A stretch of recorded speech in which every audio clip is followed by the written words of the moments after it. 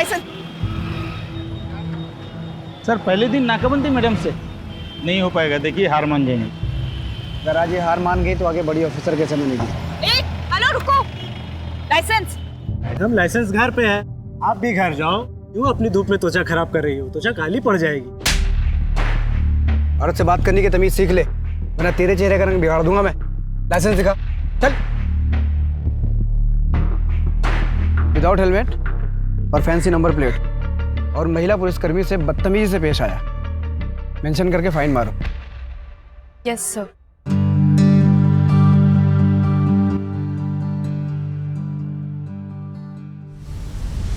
Sir आप इतना confidence लाते कहाँ से है? वर्दी से। बचपन में जब मैं अपने लो ना खाना लो। बचपन में जब अपने पिताजी के साथ मैं खेत पे जाता था ना, तो हमारे खेत के पहले ना एक पुलिस चौकी पड़ती थी। तो वहाँ पे पुलिस वालों को देख के ना उनके साथ बनने का जुनून सवार हो गया मुझे। और फाइनली जब वर्दी मिली तो कॉन्फिडेंस भी आ गया। वाओ, बधाइयों से यहाँ तक का सफर। आपके पापा तो आप पे बहुत गर्व करते होंगे।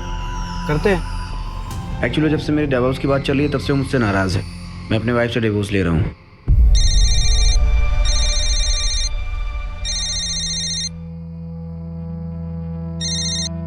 हाँ।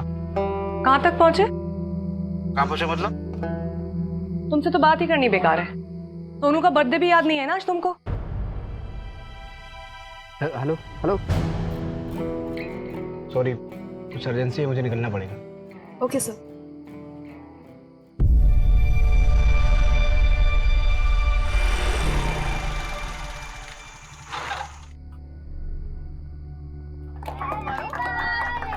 Happy birthday to you.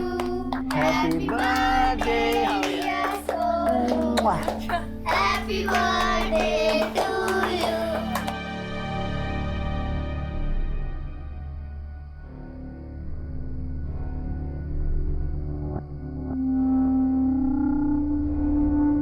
मुझे सुबह जल्दी उठना है।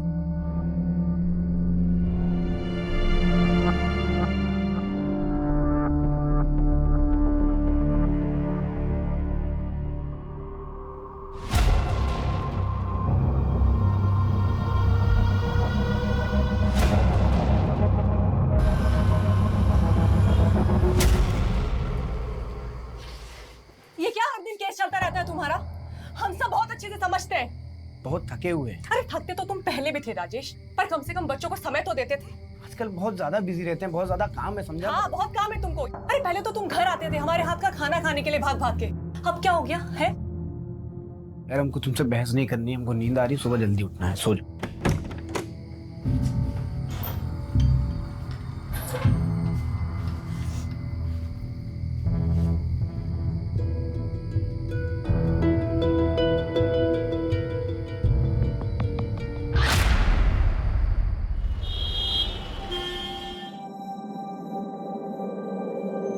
हेलो, हमको मिलना है तुमसे।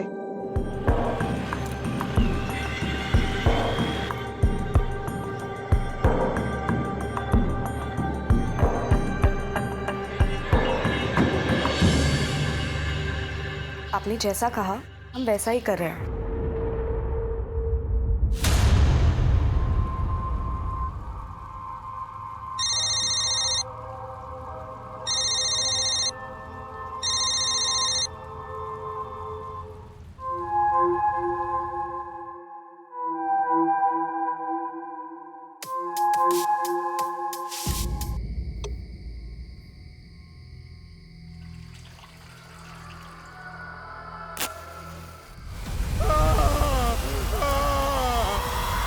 किसी भी इंसान को पूरी तरह से नहीं जान सकते हैं। हम सभी अपने चेहरों पर कई चेहरे लेकर चलते हैं। राजेश की जिंदगी में पिछले कुछ दिनों से जो चल रहा था उसका परिणाम एक भयानक रूप में सामने आया था। इतना तो तय था कि वारदात के बाद सामान्य रूप से चल रही कई जिंदगियों में भूचाल आने वाला था।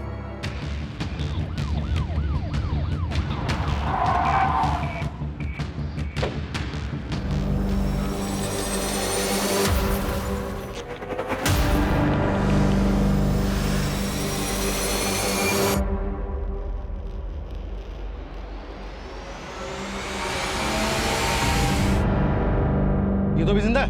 उठाओ उठाओ, जल्दी उठाओ, हॉस्पिटल ले चलो जल्दी।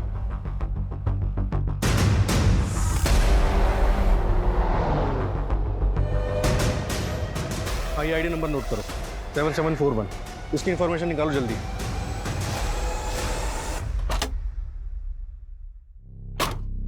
सर, विक्टिम ने पुलिस की वर्दी पहनी हुई थी, ये आईडी कार्ड मिला, इसके जरिए हम उसके बारे में पता लगाने की कोशिश कर रहे हैं। सर, बॉडी काफी जल चुकी, 90% से भी ज्यादा, काफी क्रिटिकल कंडीशन है। आसपास कुछ और बरामद हुआ, मोबाइल या पर्स वगैरह? नहीं सर, कुछ नहीं मिला। सुनसान इलाके में अकेला कर क्या रहा था? सर, हो सकता है किसी केस पे काम कर रहा हूँ। अगर केस पे काम कर रहा होता तो लोकल पुलिस स्टेशन हमारी टीम को इन्फॉर्म करता। सड़क से इतना अंदर अकेले सुनसान इलाके में आने का रिस्क होगा। ऐसा करो, आसपास के 4-5 किलोमीटर के रेडियस में अच्छी तरह सर्च करो, कुछ ना कुछ जरूर मिलेगा। पुलिस वाले को जलाकर मारने की कोशिश हुई, मामला कुछ बड़ा ही हो।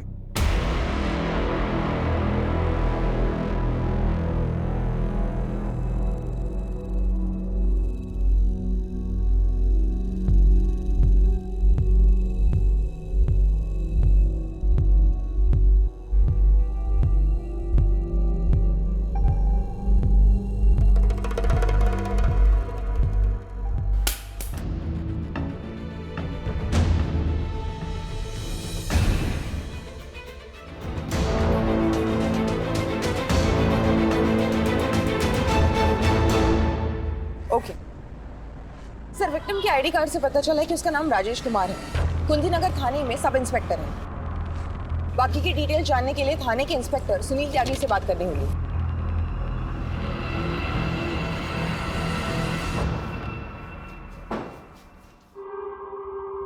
Patient is no more.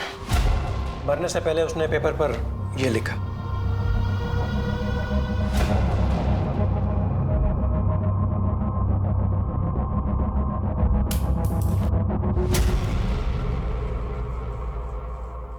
Doctor, हमें बॉडी की ऑटोप्सी रिपोर्ट कितनी जल्दी मिल सकती है?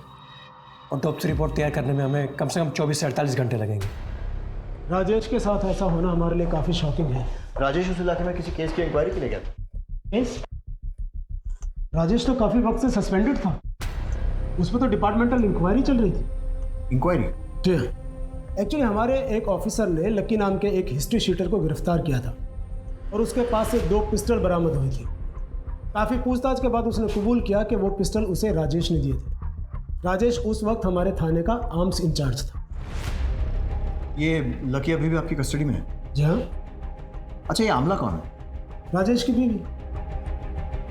देखिए जी, आपको क्या लगता है राजेश उस सुनसान इलाके में क्या करने गया होगा? हो सकता है उसे अपने केस के बारे में कोई क्लू मिला हो या किसी से मिलने गया हो। मैं पक्के तौर पर कुछ नहीं कह सकता। Excuse me. इस लकी से पूछताछ के लिए परमिशन निकलवाओ। और वो राजेश के घर का सर्च वारंट गीता लेकर आ रही है सर। ब्रेकिंग न्यूज आ रही है उत्तर प्रदेश के वाराणसी से, जहां एक पुलिस सब इंस्पेक्टर को जिंदा जलाकर मारने की कोशिश की गई है। सब इंस्पेक्टर का नाम राजेश कुमार है। हमारे संवाददाता हमारे साथ पल की रिपोर्ट शेयर कर रहे हैं। सर, हमें पता चला है कि सब इंस्पेक्टर राजेश कुमार को जिंदा जलाकर मारा गया है। पुलिस ने इस मामले में अब तक क्या कदम उठाए हैं? सर, क्या ये मामला पर्सनल दुश्मनी का है या इस मामले का लिंक किसी और बड़े मामले से है? देखिए, सब इंस्पेक्टर राजेश कुमार की हत्या हमारे डिपार्टमेंट के भी शौक, लेकिन मैं आपको एक चीज की गारंटी दे दूं कि हम मुजरिमों तक पहुंचने में कोई कसर नहीं छोड़ेंगे। प्लीज। राजेश की हत्या की वजह से मीडिया में बहुत बवाल है। हमारे अपने आदमी के साथ क्राइम हुआ है, इसलिए सबकी नजर इस पर। तो मुझे इस केस में जल्द से जल्द प्रोग्रेस चाहिए। गीता, क्राइम लोकेशन पर एक टीम के साथ जाओ, फिर से अच्छी तरह पूरी सर्च करो। सर। दुबे, राजेश की बीवी अमला से मिलो, उससे पूछताछ करो और उसके घर की तलाशी लो। Right sir. और हाँ, जब तक ये केस सॉल्व नहीं हो जाता है कोई ब्रेक नहीं लेगा। Is that clear? सर।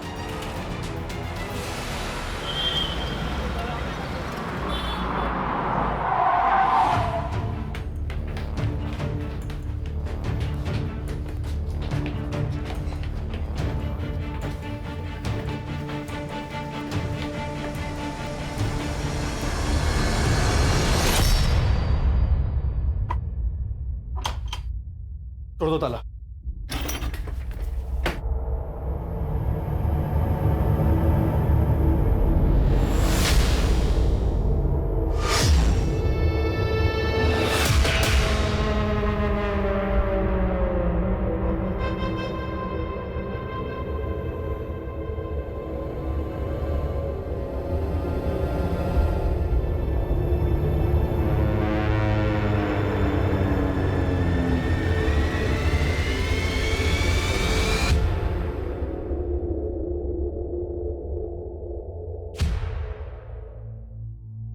ये राजेश की बीवी आमला कहाँ है? सर कहाँ है ये तो पता नहीं, लेकिन 6-7 दिन हुए यहाँ से गए हुए। बच्चों के साथ निकलते हुए देखा था। और हाँ सर, हाथ में सूटकेस भी था। बहुत गुस्से में थी।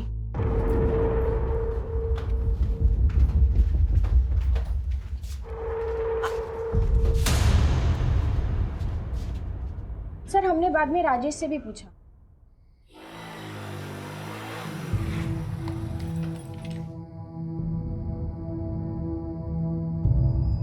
राजेश, आमला कहाँ गई है? वो हमारे गांव गई है, बदायूं। अचानक से? बताया नहीं उसने। सब ठीक तो है ना आप दोनों के बीच? हाँ सब ठीक है। वो अचानक उसका जाने का प्लान बन गया ना, तो इसलिए शायद बताना भूल गई होगी। हमें थोड़ा अजीब तो लगा था, क्योंकि सर इससे पहले आमला कभी बदायूं नहीं गई। और वैसे भी सर, पति पत्नी में अगर झगड़ा होता है तो पत्नी मायके जाती है, ना कि ससुराल। उनके बीच झगड़े किस बात पे होते थे? झगड़े होते तो थे, लेकिन किस बात पर होते थे वो हमें नहीं पता।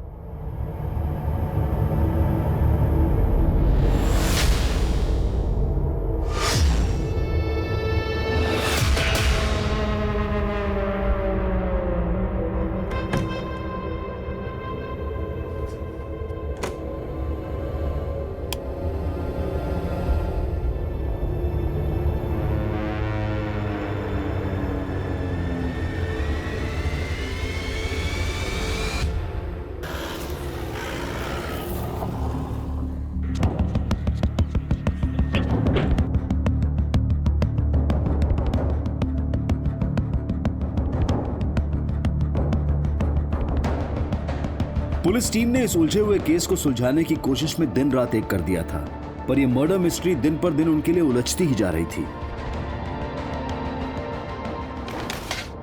सर पोस्टमार्टम रिपोर्ट के हिसाब से राजेश को जब जलाया गया तब वो काफी नशे में था। मतलब साफ है कि उस वक्त राजेश के साथ कोई था जिसने उसे पिलाया और फिर नशे की हालत में जलाकर मार दिया।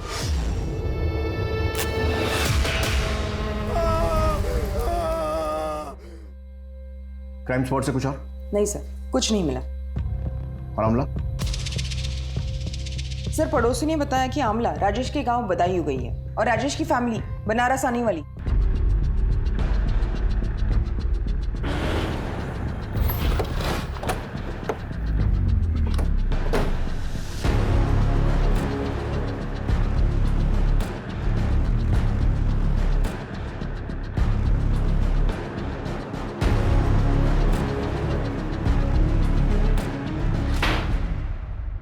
डॉक्टर राजेश कुमार को मारने के लिए किसको भेजा? क्या बोल रहे हैं सर आप ये? देख सर, ये एक्टिंग कहीं और जाकर दिखाना। तेरी पूरी हिस्ट्री है हमारे पास, तो सीधे सीधे बता कि तेरे किस आदमी ने राजेश को मारा है। सर वो सब हमें कुछ नहीं पता है, हमें बस इतना पता है कि राजेश ने हमें 2 गन दिए थे और वो सब मैं पहले ही बता चुका हूँ। सोचने का मौका दे रहा हूं। सच सच बता दे, नहीं तो अपने तरीके से उगलवा लेंगे। दुबे, अपने सोर्सेस को इसके लोगों की कुंडली निकालने में लगा दो। Right sir. Sir Rajesh sir बहुत मेहनती और फिट रहने वाले लोगों में से थे। यहाँ तक कि बड़े साहब ने भी अपनी भतीजी गुंजन मैडम को उनसे ट्रेनिंग लेने को कहा था। वो हमारे बेस्ट ऑफिसर थे सर, पर जब से ये इंक्वायरी चल रहा था वो बहुत ज़्यादा परेशान रहने लगे थे, काफ़ी ड्रिंक भी करने लगे थे। किसके कहने पे हमारा नाम खराब करने की कोशिश की तूने? किसके कहने पे हमारा नाम खराब करने की कोशिश की तूने? बोल बेटा, एक बात कान खोल के सुन ले। सच का पता तो हम लगा के रहेंगे। तेरे लिए अच्छा होगा कि तू अपने मुंह से बता दे मुझे। बता किसके कहने पे किया? बोल राजेश, बोल राजेश, बोल राजेश। मुझसे बात नहीं कर सकते, ये मत भूलो कि तुम सस्पेंडेड हो। और ये क्या, शराब पीकर आए हो थाने में? सबके सब मिले हुए, सबके सब मिले हुए, लेकिन एक बात कान खोल के सुन लीजिए आप लोग, उनसे हमारी वर्दी कोई नहीं छीन सकता।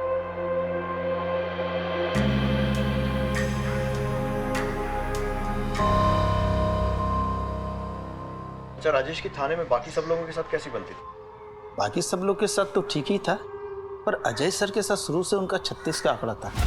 क्या बकवास कर रहा मेरे बारे में तू? हाँ, क्या बकवास कर रहा तू? कॉलर छोड़ा पहले। क्या बकवास कर रहा? अकेला क्या पूरे थाने को पता है? सर दोनों में काफी हाथापाई भी हुई थी।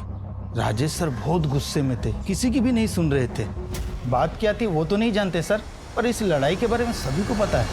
हाँ हुई थी झड़प, लेकिन हमने उसे कुछ गलत नहीं पूछा था। मतलब? थाने में सबको खबर थी कि राजेश सुनील सर के भतीजे गुंजन के साथ कुछ ज्यादा ही समय बिता रहा है। हमने बस वही पूछा था उससे। राजेश और उसकी पत्नी के बीच में झगड़े चल ही रहते। एक झगड़े के गवाह तो हम खुद हैं। अरे पहले तो तुम घर आते थे हमारे हाथ का खाना खाने के लिए भाग भाग के, अब क्या हो गया है? और इतना ही नहीं, हमारे कांस्टेबल ने राजेश को सुबह सुबह गुंजन के घर से निकलते हुए भी देखा था। ठीक, ये तो है राजेश की कहानी। अब अपनी कहानी सुनो। राजेश से दुश्मनी की वजह? सर कोई जाति दुश्मनी नहीं थी। एक वर्क प्लेस में दो कॉम्पिटिटर्स के बीच में जैसा होता है, सिर्फ उतना ही। कॉम्पिटिटर्स? और वो गन्स वाले केस में राजेश का इन्वॉल्वमेंट? उसकी लाइफस्टाइल देख के कोई भी बता देगा कि वो उस मामले में जरूर इन्वॉल्व होगा। उसके खर्चे उसकी कमाई से दुगना थे। आपकी भतीजी गुंजन इस वक्त कहाँ है? उसका एक्सीडेंट हो गया था, इसी वजह से वो लीव पर है अपने होम टाउन लखनऊ में। लेकिन आप गुंजन के बारे में क्यों पूछ रहे हैं? त्यागी जी, हमने सुना है कि गुंजन और राजेश के बीच में काफी नजदीकियां थी। देखिए, राजेश एक शादीशुदा बाल बच्चेदार आदमी था और गुंजन एक पढ़ी लिखी समझदार लड़की है। पहली बात तो ऐसा कुछ हुआ नहीं, और अगर ऐसा कुछ होता भी तो आपको नहीं लगता कि मैंने टैकल कर लिया होता? माफ कीजिए, मेरी कोर्ट में पेशी है, मुझे निकलना हो।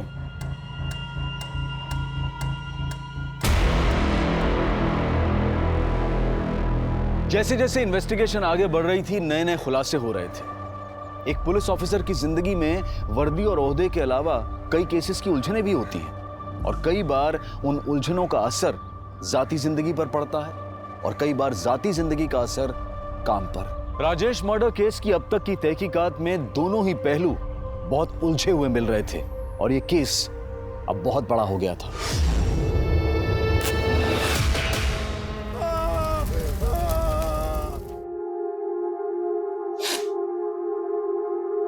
राजेश की पत्नी नहीं है आपके साथ? सर, सुनने में तो आया था कि वो आजकल यही बनारस में। बनारस में? लेकिन हमें तो पता चला है कि वो पिछले हफ्ते बदायूं चली गई थी। ये क्या बात कर रहे हैं सर? 6 महीने हो गए जब से डिवोर्स की बात चल रही है। वो बदायूं क्या करने आएगी साहब? 6 महीने?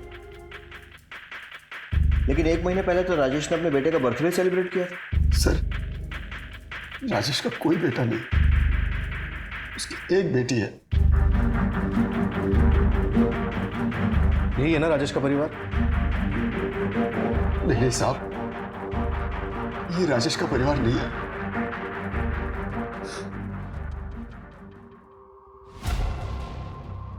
ये नीलम है सर।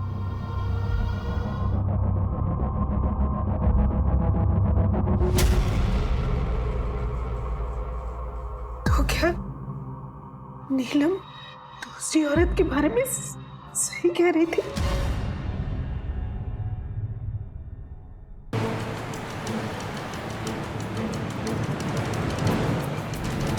शादी तो बस नाम की थी हमारी। शुरू में ट्रेनिंग के दौरान 3-4 महीने में 1-2 बार आ भी जाते थे। जैसे पिंकी बड़ी हुई और हमने बनारस आने के लिए कहा तो। अरे तुमको पता है सरकारी कामों में कितना वक्त लगता है? क्वार्टर मिलते ही तुमको और पिंकी को अपने साथ ले जाएंगे बस। अली मेरा बच्चा, ऐ शाबाश। किसी तो पापा को पहले तो पिंकी के बीमार होने पर या इसके कॉल करने पर आ भी जाते थे, फिर धीरे धीरे बंद हो गया। मुझे हमेशा से ही ऐसे लगता था कि वो मुझसे कुछ छुपा रहे हैं। नीलम, तुम यहाँ बनारस में? पिंकी कहाँ है? मासी की है ललनपुर में। अभी तो हम बहुत बिजी हैं, तुम चलो हम शाम को मिलने मासी के घर आते हैं। वो हवलदार भैया बोले आप यही रहते पुलिस क्वार्टर में? हाँ।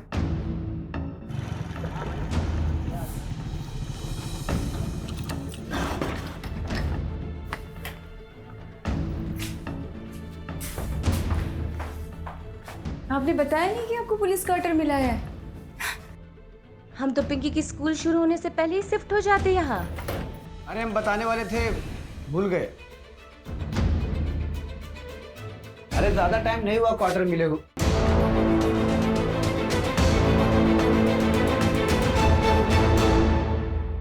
उस दिन हमारा बहुत झगड़ा हुआ, यहाँ तक कि हमने बहुत जिद भी की वहां रहने के लिए, पर उन्होंने हमें समझाकर गांव भेज दिया।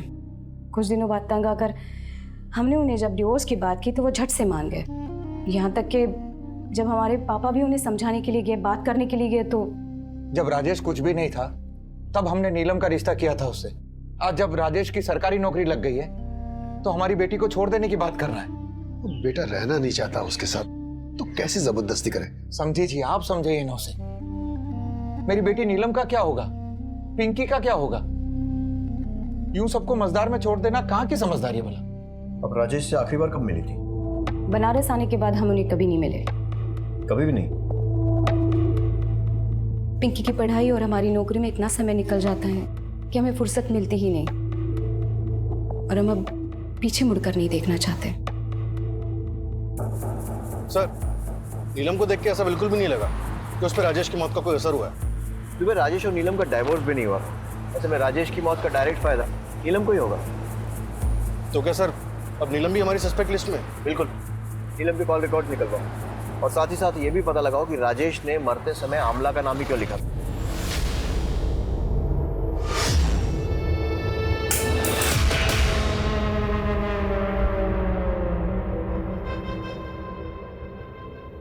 कहते हैं कि हर इंसान के कितने मुखौटे होते हैं ये वो खुद भी नहीं जानता। राजेश के कितने मुखौटे थे? अगर नीलम राजेश की पत्नी थी तो फिर अमला कौन थी? अमला का नाम राजेश ने मरने से पहले लिखा था।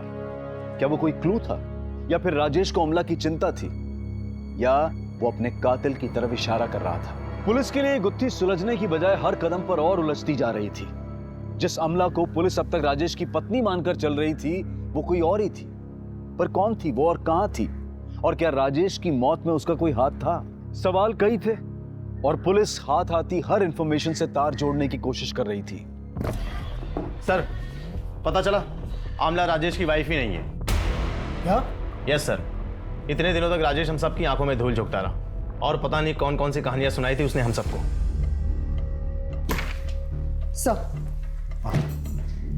सर, हर सीसीटीवी फुटेज चेक किया लेकिन राजेश का कहीं पर भी कोई फुटेज नहीं मिला। जिस भी व्हीकल पर डाउट होता है सर्च करो। राजेश किसी ना किसी जरिए से, किसी साधन से वहां पहुंचा हो। आसपास वालों से भी पूछताछ जारी रखो। और सर, एक खबरी से ये भी पता चला है कि लक्की के घर कुंती नगर थाने से कोई पैसे भेजता था। गीता, तुम लकी के घर जाओ। सर, हमने आमला और उसके बच्चों के बारे में पूछताछ की। आमला के बच्चे जिस स्कूल में पढ़ते हैं वहाँ पे पिता की जगह राजेश का नाम नहीं, किसी संजय गोयल का नाम है। इस संजय गोयल के बारे में भी पता किया, ये किसी बैंक में काम करता है। उसे थाने तुरंत बुलाया है।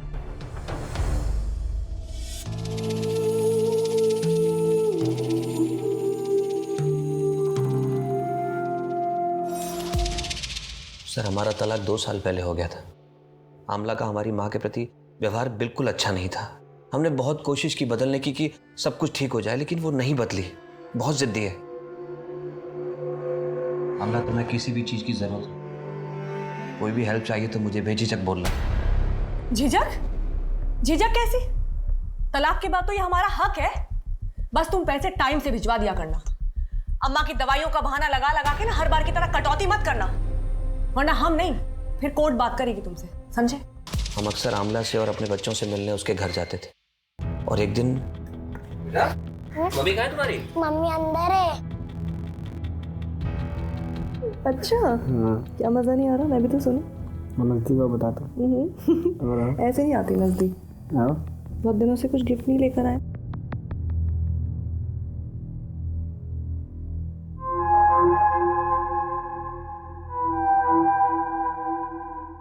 क्या कहा तुमने? शादीशुदा है और एक बच्चा भी है? तुम इससे मिली कहाँ? यही रहता है पास में। बेचारा हर दिन मशक्कत करता था खाने के लिए, तो एक दिन हमने सोचा घर पर ही बुला लेते हैं। बस तभी से यहीं का होकर रह गया है। और फिर संजय, तुम तो जानते ही हो हमारे हाथ के खाने का जादू है ना। एक शादीशुदा आदमी के साथ रहकर तुम्हें क्या मिल जाएगा? और ये बच्चे, इनके बारे में सोचा है कभी? जब ये सब देखेंगे तो क्या असर पड़ेगा उन पर? संजय, बच्चों के बारे में सोचकर ही ये कदम उठा रहे हैं। सरकारी नौकरी करता है राजेश, दोनों बच्चों का भविष्य एकदम सुरक्षित रहेगा। और तो और अपनी बीवी को तलाक देने के लिए भी तैयार है हमारे लिए। सर, आमला ने अपनी जिद के आगे किसी की नहीं सुनी, ना तब ना अब। लेकिन हमारा डर गलत नहीं था सर।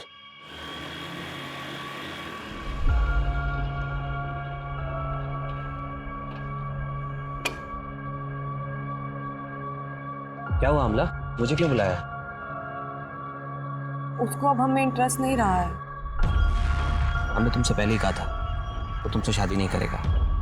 तुम ही सबने देख रही थी शादी की उससे। राजेश पुलिस में है, अच्छा कमाता है, अच्छा दिखता है। अब इस उम्र में भला राजेश से बेहतर 2 बच्चों के साथ हमको और कौन मिलेगा? हम नहीं थे तुम्हारे पास? राजेश ने हमारे लिए अपने बीवी बच्चों को छोड़ दिया और तुमने अपनी माँ के लिए हमें ही छोड़ दिया। हम बच्चों की स्कूल की फीस भी भरनी है। हमको तो समझ ही नहीं आ रहा है कि हम इतना सारा खर्चा अकेले कैसे उठाएंगे। चिंता नहीं करो, हम कल ही तुम्हारे अकाउंट में पैसे भिजवा देंगे। आमला से आखिरी बार कब मिले थे? सर मिले तो नहीं, लेकिन कुछ दिन पहले उसका फोन आया था। किसी प्रॉपर्टी डीलर का नंबर मांग रही थी। हमने वो नंबर फॉरवर्ड कर दिया और तब से लेके अब तक हमारी कोई मुलाकात नहीं हुई उससे। हमें उस प्रॉपर्टी डीलर की डिटेल्स चाहिए। जी। नंबर बोलो। दुबे, इस प्रॉपर्टी डीलर से बात करो। मैं गुंजन से पूछताछ के लिए निकलता हूँ। Right sir.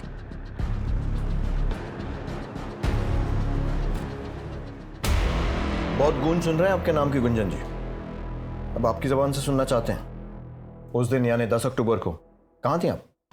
सर हम ड्यूटी पे थे, आप चाहे तो चेक कर सकते हैं। लोग राजेश और आपके बारे में क्या क्या बातें कर रहे हैं तो आपको मालूम ही होगा, तो डिटेल में शुरू से बताइए। हमारा राजेश सर के मर्डर के केस के साथ कोई लेना देना नहीं है। लेकिन राजेश से तो है, और आपको लोगों ने राजेश से मिलते हुए तब भी देखा है जब वो अपनी ड्यूटी से सस्पेंडेड था। वो हमारे मेंटोर थे, हम बुरे वक्त में उनसे मिल भी नहीं सकते। बिल्कुल मिल सकते हैं। फिर तो राजेश के मरने के बाद हॉस्पिटल आकर उसको देखना और हमसे बात करने का समय भी निकाल सकते हैं। देखिए सर, हम राजेश सर को बहुत मानते थे, वो हमें ट्रेन कर रहे थे और हम इमोशनली भी काफी कनेक्टेड थे। और जब हमारा एक्सीडेंट हुआ तब अंकल ने बोला कि मैंने भैया को फोन कर दिया है, वो बस पहुंचने ही वाले होंगे, तुम उनके साथ घर चले जाओ, तुम्हें अच्छा लगेगा। क्या राजेश की मौत का उसके केस से कोई लेना देना हो सकता है? राजेश सर हमेशा कहा करते थे कि उन्हें कोई फंसा रहा है, पर अंकल का कहना था कि राजेश सर अच्छे इंसान नहीं है। मैंने समझाया था ना तुम्हें, राजेश अच्छा इंसान नहीं है, मत पड़ो उसके चक्कर में। देखा क्या सच्चाई है उसकी। अब जैसा मैं कहूँ वैसा करो। तुम्हारे और राजेश के बीच में जो कुछ था उसे भूल जाओ, खामा बदनामी होगी। कुछ दिन बाद मैं तुम्हारा ट्रांसफर किसी दूसरी जगह कर दूंगा, तुम वहां से अपनी जिंदगी की नई शुरुआत करना। अब तो ऐसी हालत हो गई है कि किसी पे भी भरोसा करने की हिम्मत नहीं होती।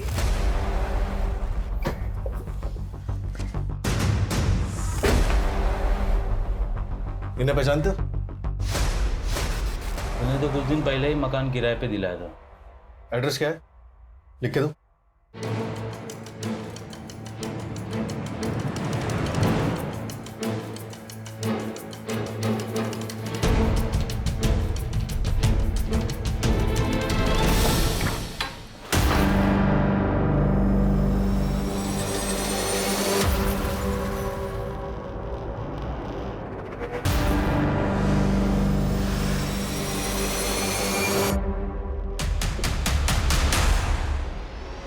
फॉरेंसिक को बुलाओ जल्दी।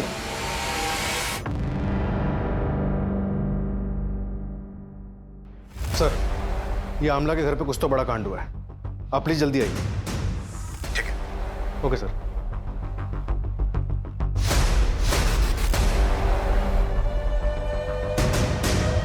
दस अक्टूबर की रात को क्या आपने इस आदमी को यहाँ आते जाते देखा? वैसे तो देर शाम कोई आता जाता नहीं, लेकिन हाँ, जब हम घर को वापस जा रहे थे तो हमने देखा कि स्कूटर पर 2 लोग आए थे और अंधेरे में जा रहे थे। आप और कुछ बता सकते हैं उन लोगों के बारे में या फिर उस स्कूटर के बारे में?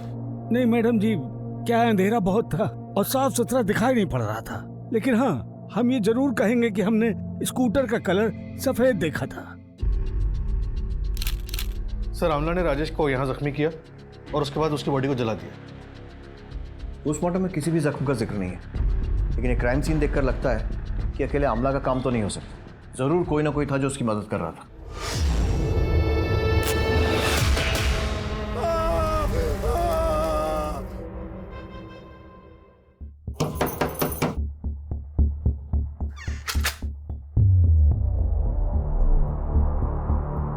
आप कौन? इससे पहले तो कोई और आता था पैसे देने। आप नए हैं क्या? हाँ। ये कब तक छूट कर आ जाएंगे? आप लोग ने बोला था कि 1 महीने में छूट कर आ जाएंगे। ऐसा किसने बोला था? राजेश को क्यों मारा? क्योंकि उसे पता चल गया था कि तुम उसे झूठे केस में फंसा रहे हो। हमने किसी को नहीं मारा और ना ही हमने किसी को झूठे केस में फंसाया है। लेकिन पैसे तो तुम ही भेजते थे ना लकी के घर। हाँ सर, लेकिन वो तो हम सुनील सर के कहने पर करते थे और ये सब मैं सिर्फ प्रमोशन पाने के लिए करता था। आपके पास क्या प्रूफ है कि मैंने ये किया? त्यागी जी, अजय अपनी नौकरी बचाने के लिए आपके खिलाफ सारे सबूत देने को तैयार हो गया। तो आप भी टाइम वेस्ट किए बिना खुल के बता दीजिए सच क्या है। जी करता है यूं ही तुम्हारे सामने खड़ी रहूं, लेकिन बाय, कल मिलते हैं।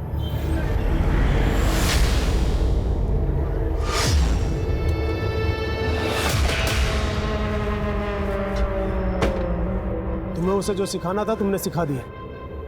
तुमसे पहले भी कह चुका हूं कि उससे दूर रहो, वरना ऐसी जगह ट्रांसफर करूंगा ना, बिजली पानी को तरस जाओगी। आप मेरा ट्रांसफर तो करा देंगे सर, और गुंजन को कैसे रोक पाएंगे मेरे साथ आने से?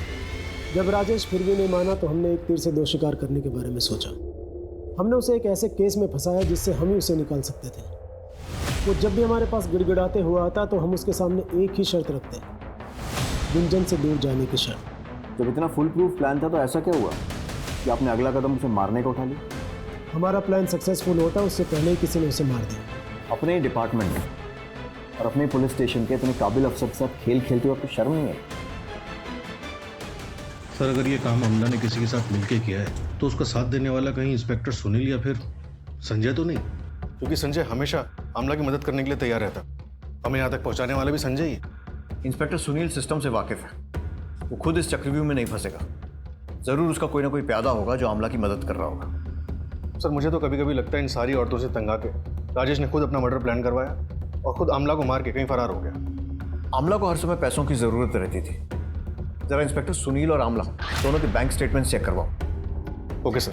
अमला अगर हाथ लग गई तो सच्चाई भी हाथ लग जाएगी। वो सफेद स्कूटर या उन दोनों लोगों के बारे में कुछ पता चला? सर, क्राइम स्पॉट पर जाने वाले सभी रास्ते और आसपास के सभी एरिया के सीसीटीवी फुटेज एक टीम चेक कर रही है। We are checking every possible way. Team से कहो कि कमर कस के तैयार हो जाए, ये कहानी अब क्लाइमैक्स तक पहुंचने वाली है।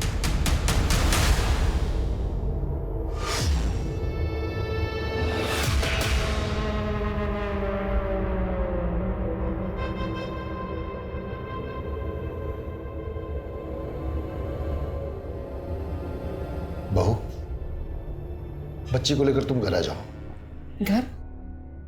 कौन सा घर? हमने तो काफी पहले ही छोड़कर आ जाना चाहिए था।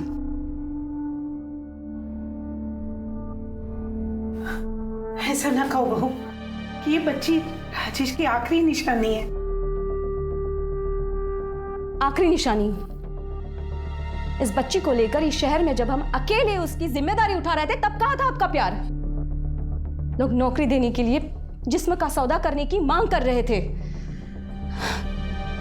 एक अकेली औरत का इज्जत से रहना कितना मुश्किल होता है आप नहीं जानते। बेहतर है कि आप यहां से चले जाइए। पुलिस ने अपनी तहकीकात में कोई कसर नहीं छोड़ी थी। आए दिन कुछ नए खुलासे हो रहे थे। कभी ऐसा लगता था कि राजेश की हत्या में कोई प्रोफेशनल एंगल है और कभी ऐसा लगता था कि पर्सनल। केस घूमते घूमते एक चक्रव्यूह का रूप ले चुका था और ऐसे में पुलिस को एक और झटका मिला और इस चक्रव्यूह की गति को दुगना कर गया।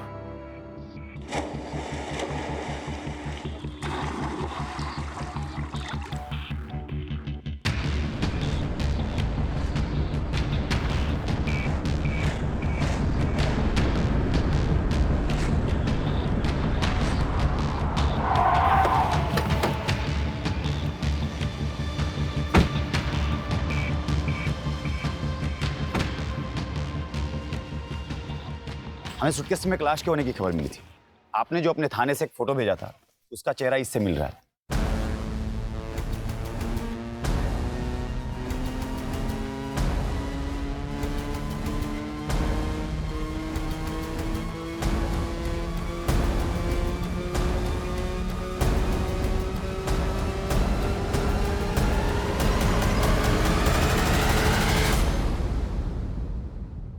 बच्चों का कुछ पता चला? डाइवर्स लगा दिए हैं काम पे।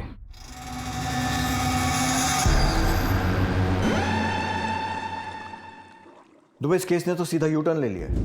जिस अमला को अब तक हम संभवतः दोषी मान रहे थे वो तो खुद विक्टिम निकली। दीपक नगर के आसपास का पूरा एरिया छान मारो, एक एक से पूछताछ करो। इतने बड़े सूटकेस में डेड बॉडी ले जाई गई है, किसी ना किसी ने कुछ तो देखा होगा। Right sir. सर मुझे तो बच्चों की चिंता हो रही है, कहीं उनके साथ कुछ बुरा ना हुआ।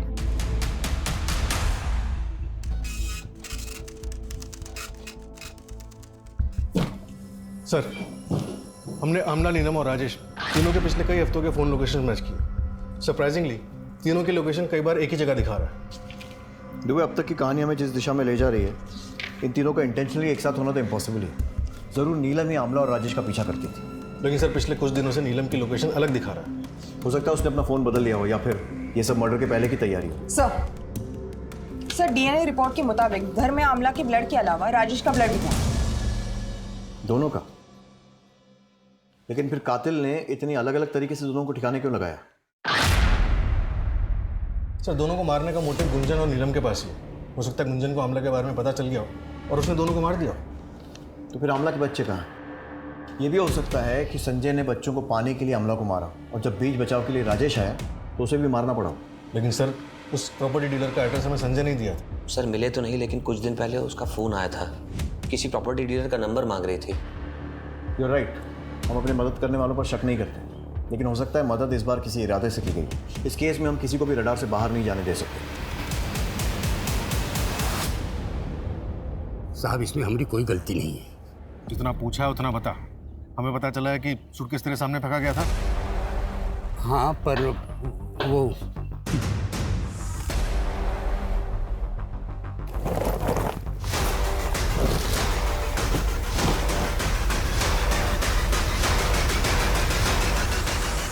केस फेंका था, उसे पहचान सकता है? हाँ पहचान सकता हूँ साहब, वो आप ही लोग में से थे। मतलब कि वो पुलिस वाले थे और उन्होंने ही पानी में सूटकेस फेंका था।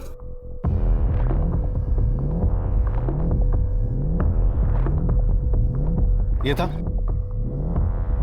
नहीं। ये?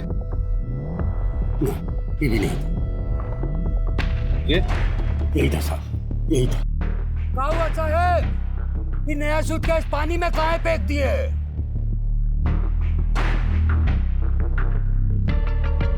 धार्मिक किताबें थी, दीमक लग गई थी तो सोचे रोड पे फेंके तो पाप चढ़ेगा ना, इसलिए पानी में फेंक दिए। राजेश ने आमला को मारा तो फिर राजेश को किसने मारा होगा? चल क्या रहा है ये? सर पोस्टमार्टम रिपोर्ट से साबित होता है कि राजेश की मौत आमला की मौत के 5-6 घंटे के बाद हुई थी। सर एक सीसीटीवी फुटेज में हमें उस व्हाइट स्कूटर पर 2 लोग दिखाई दिए, लेकिन वो फुटेज इतनी क्लियर नहीं है। सर ये देखिए, फिर हमें ये एमके रोड का फुटेज मिला है जिसमें इस व्हाइट स्कूटर का नंबर साफ दिखाई दे रहा है और जिसके नाम पर रजिस्टर्ड है उसका पता चल गया है। हमारे मोबाइल की लोकेशन उसी जगह मिली है या राजेश जली हुई हालत में मिला था, तो भलाई इसी में है, सीधे सीधे सब कुछ बता दो।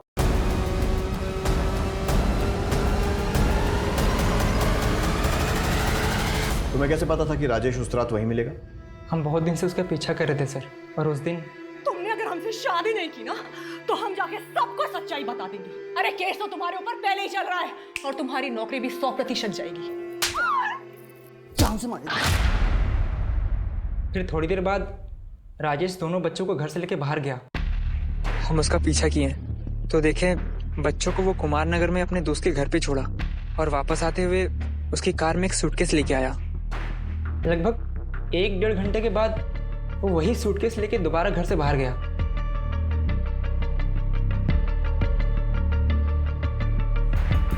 हमको कुछ गड़बड़ लगा सर, इसलिए हम अपना दोस्त को फोन करके बुला लिए। उसके बाद हम दोनों राजेश की गाड़ी का पीछा करने लगे।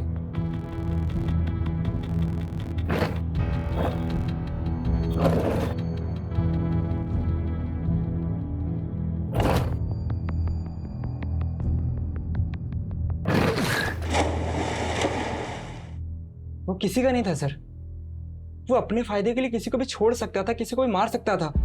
मेरे दीदी को भी इसने बहुत परेशान किया था सर। वो जब भी घर वापस आती थी ना सर, सिर्फ रोते हुए आती थी। हम उसको अपनी दीदी की जिंदगी बर्बाद करने का सजा दिए हैं सर।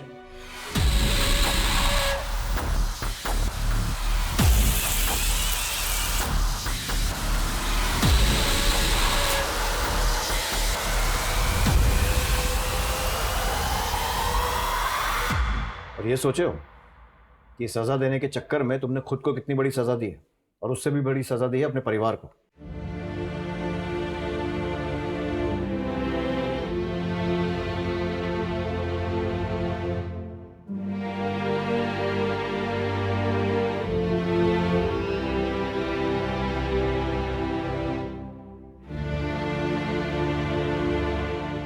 कहते हैं कि एक साथ दो नावों में सफर करना खतरे से खाली नहीं होता, लेकिन राजेश और अमला दोनों ही ये सफर कर रहे थे। बल्कि राजेश की जिंदगी तो तीन तरफ से उलझी हुई थी। मुखौटे लगाकर इंसान कुछ समय के लिए खुश तो हो सकता है, दूसरों को भी खुश कर सकता है, लेकिन ये खुशी लंबी नहीं चलती है। और जब इसका एहसास होता है तो वहीं से शुरू होता है बेचैनी का एक ऐसा सिलसिला जो कभी भी एक खतरनाक अपराध की शक्ल ले सकता है। दोहरी जिंदगी के ताने बाने को सुलझाने के लिए राजेश और नीलेश दोनों ही हत्यारे बन गए।